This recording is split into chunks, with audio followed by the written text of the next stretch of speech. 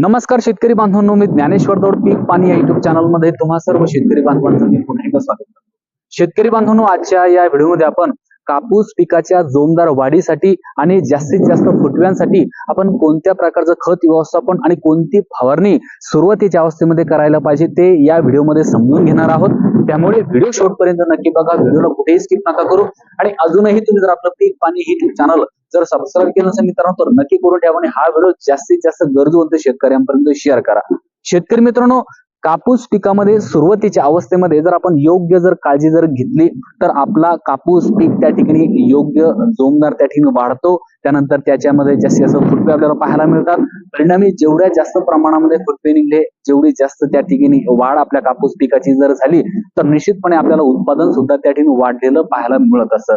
त्यामुळे सुरुवातीच्या अवस्थेमध्ये जास्तीत जास्त फुटवा आणि चांगल्या प्रकारची वाढ होणं आपल्या कापूस पिकामध्ये अत्यंत महत्वाची गोष्ट आहे। त्यामुळे शेतकरी बांधवांनो, ते फक्त होऊ कशामुळे शकतं, ते फक्त खत व्यवस्थापन आणि फवारणी व्यवस्थापनामुळेच होऊ शकतं। त्यामुळे शेतकरी बांधवांनो, खत व्यवस्थापन आता कोणत्या प्रकारचं करायचं, कोणतं खत आपल्याला द्यायचं, किती प्रमाणात द्यायचं, तर ते आपल्याला या ठिकाणी समजून घ्यायचं आहे।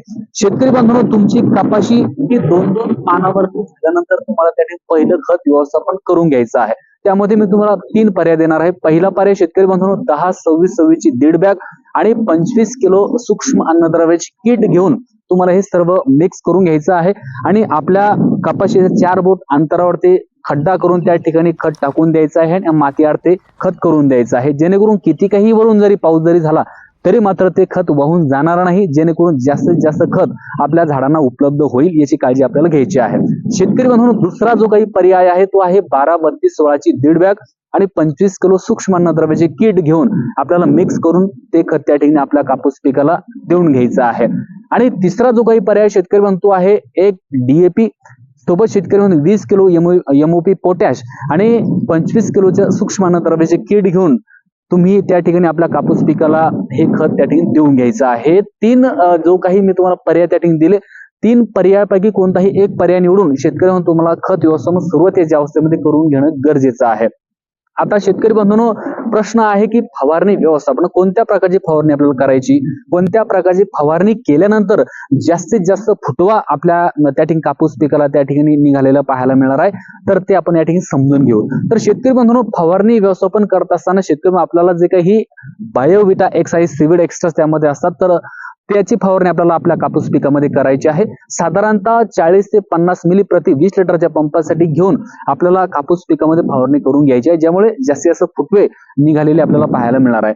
सोबतच शेतकरी बांधवांनो, 19-19-19 जे काही विद्राव्य खत आपल्याला पाहायला मिळत असतं, तर ते आपल्याला 75 ग्रॅम घेऊन त्याची त्या ठिकाणी फवारणी करून घ्यायची आहे। आणि सोबतच शेतकरी बांधवांनो, जर बाय चान्स आपल्याला जर त्या ठिकाणी वाटलंच, आवश्यकता नाहीये, परंतु जर तुम्हाला घ्यायचं असेल तर तुम्ही एकतर उलाला घेऊ शकता, मग 20 लिटरच्या पंपासाठी 6 ग्रॅम, किंवा मग कॉन्फिडर तुम्ही घेऊ शकता 20 लिटरच्या पंपासाठी साधारणतः 10 ते 12 मिली। सुरुवातीच्या अवस्थेमध्ये जास्त त्या ठिकाणी गरज नसते औषधाची, कीटकनाशकाची, पण तुम्हाला जर ऑप्शन्स मी त्या ठिकाणी दिले, तुम्हाला जर घ्यायचं असेल तर तुम्ही कीटकनाशकाचा वापर हा करू शकता, किंवा मग 19-19 आणि तुम्ही त्या ठिकाणी जे काही मी तुम्हाला बायोटॅक्स सांगितलं तर ते 2 औषधं एकत्र करून शेतकरी बांधून तुम्हाला त्याची फवारणी करून घ्यायची आहे, जेणेकरून 19-19 मुळे त्या ठिकाणी शाकीय वाढ चांगली होईल आणि जे काही सीविड एक्स्ट्रास आहे म्हणजे बायोटॅक्स, त्यामुळे जास्तीत जास्त फुटवे तुम्हाला तुमच्या कापूस पिकामध्ये निघालेले पाहायला मिळणार आहे।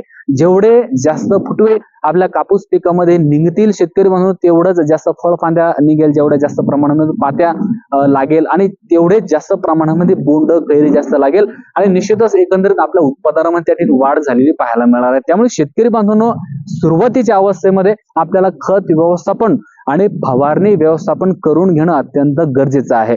त्यामुळे शेतकरी बांधव, आशा करतो की तुम्ही जे काही मी तुम्हाला खत व्यवस्थापन सांगितलं आणि फवारणी व्यवस्थापन सांगितलं लवकरात लवकर तुम्ही करून घ्याल।